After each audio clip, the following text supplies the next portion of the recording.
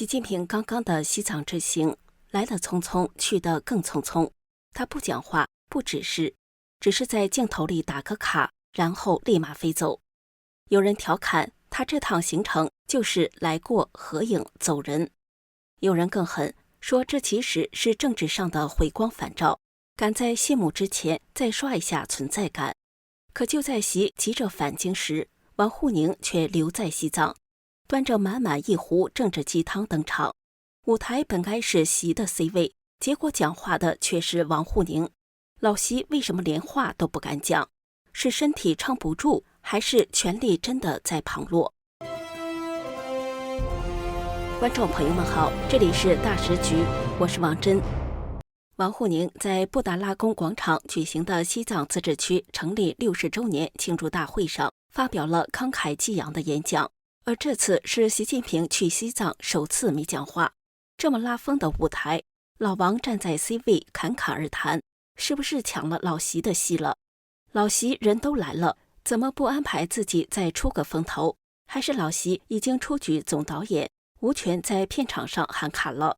看来这次老习是要听团长老王的安排了。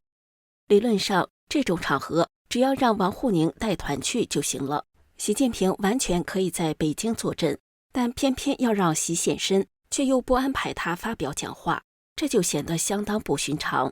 当然，也不排除老习的身板现在根本撑不住了。按照惯例，领导人一旦站上舞台讲话，少说得45分钟，长则1-2小时。如果老习站不了那么久，就先靠边坐吧。西藏说是自治，但北京比狗皮膏药还难撕。这不，岛内的笔杆子一哥王团长就端出了一份5道坚定套餐。我给大家简单翻译一下：一、坚定不移加强党的全面领导，就是西藏别妄想自治；二、坚定不移确保国家安全和长治久安，就是西藏先别闹事；三、坚定不移巩固民族团结，就是西藏打你别喊疼，要喊一家亲；四、坚定不移推进西藏高质量发展，就是西藏 GDP 要看好；五、坚定不移增进民生福祉，促进共同富裕，就是西藏要感恩党。他还特别强调要深入开展反分裂斗争，意思是不许乱想，不许乱说，连梦里都要稳定团结。最后那句老掉牙的标配台词也不能少：西藏自古就是中国神圣领土不可分割的一部分。同学们请注意，敲黑板划重点了，这道考古题必备必考。最近关于习近平的健康八卦再度成为热门茶余话题，外界传得热火朝天。有人说他已经被送进301医院，还有小道爆料称确认罹癌。这回他跑到西藏亮相，观众们盯着荧屏发现，这位一尊看上去浮肿的像刚泡过福寿汤，走路缓慢的像在高原上打太极，双眼还肿的像刚熬夜刷剧的大熊猫。要知道，高原环境对心脑血管患者极不友好，何况外界普遍怀疑习近平中过风。照理说，他完全没必要去，毕竟以往逢10周年的西藏庆典都是由全国政协主席带队参加，但这回习近平为何要亲赴西藏？著名时评人李大宇推测，习去西藏除了参加庆典，恐怕还带了点寻找西藏高僧祈福转运的意味，有求高人点拨的目的。这样一来，整场西藏行就不简单了，背后可能是一场大病初愈的回光之旅。维基解密曾公布一份机密文件，习的昔日密友揭露，习近平相信佛家超自然力量和古代预言。习在厦门任职时就展现了对佛家武术、气功、其他有助健康的神秘力量，以及对佛教圣地五台山的浓厚兴趣。这位密友不清楚习是否真的有宗教信仰，还是仅仅是在寻找一种有助身心健康的方法。无论如何，习对此话题的熟悉程度令他极度吃惊。习看上去很相信超自然的力量。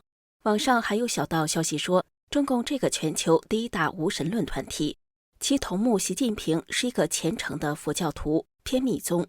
这倒是和去西藏祈福转运的说法对上号了。2024年6月18号到19号，习去了青海，并在青海西宁的红觉寺驻足停留。2024年9月11号，习造访甘肃的麦积山石窟，面对佛像发呆。2025年5月19号，习又去参观了河南的龙门石窟和洛阳白马寺，这些也都提供了佐证吧。这次习近平抵达拉萨时，按理说领袖下飞机那一刻应该是 C 位镜头，楼梯口一挥手，群众沸腾，镜头闪光。结果呢，央视硬生生把习下飞机的镜头给删了，只留下一个远景，他在梯子上像个临时演员挥了下手。接着画面立刻切给了迎接人群，再然后才是和官员握手领哈达的片段。偏偏其他高官们却都有专属下机秀，王沪宁、蔡奇、李干杰、何立峰、王小红、张生民全都下梯子走得理直气壮，光明正大。这一对比不禁让人怀疑，习的镜头不是剪掉了，而是被雪藏了。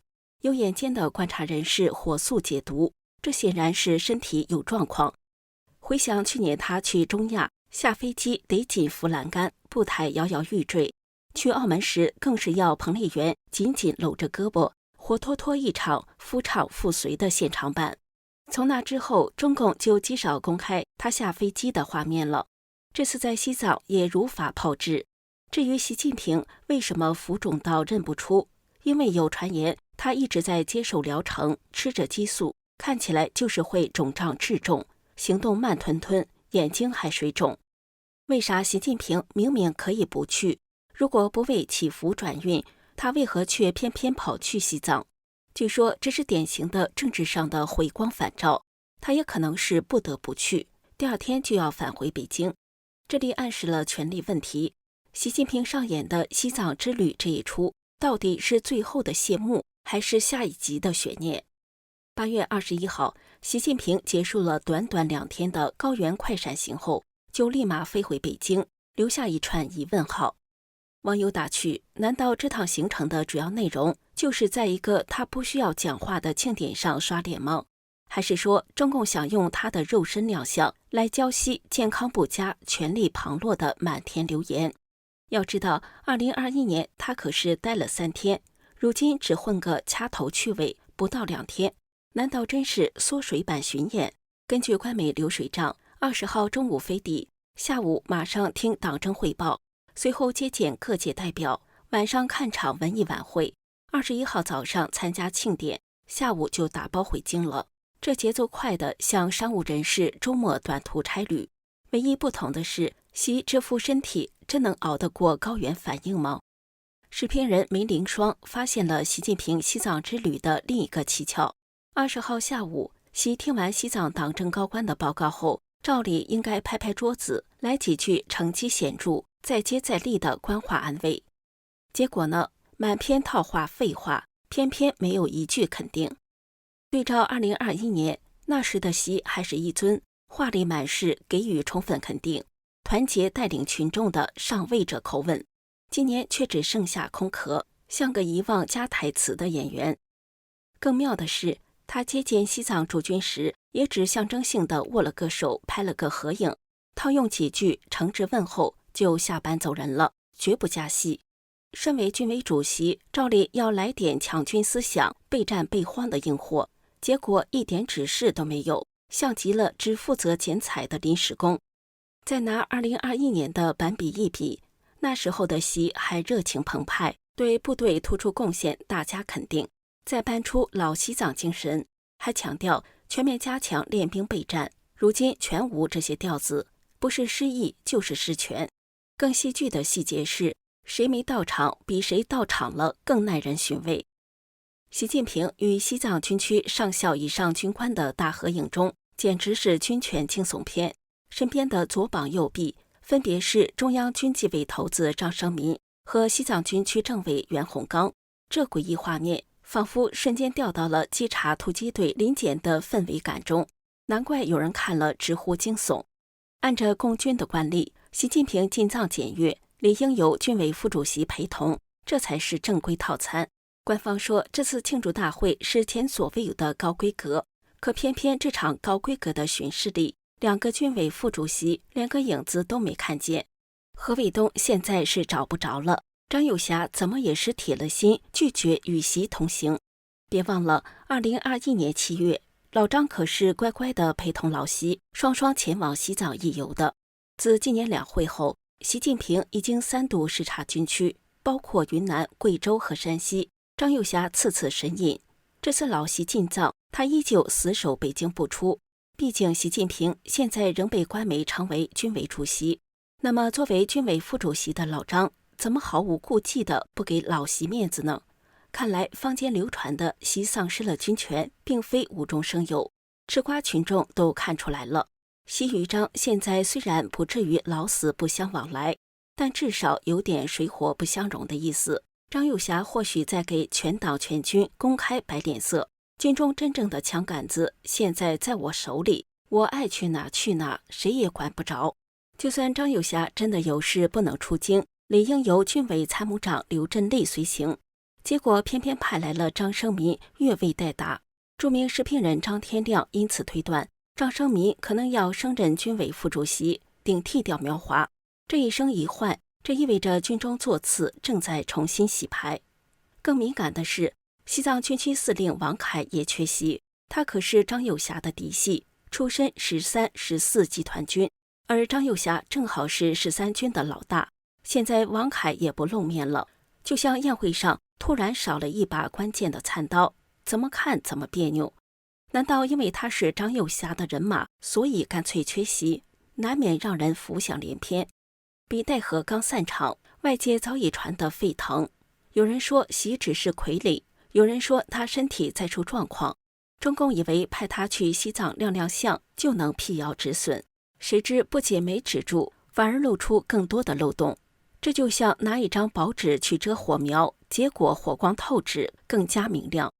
总之，这趟西藏之行看似老大视察，实则更像无声打卡，不表扬，不指示，不讲话，剩下的只有一张张官样合影。观众倒是看得津津有味。毕竟，当政治成了一场沉默的戏剧，每一个缺席的人，每一段被删的镜头，都比台词还响亮。这里是大时局，感谢您的陪伴与思考，请订阅、分享并打开小铃铛，一起在动荡中坚守真相，在黑暗中点燃希望。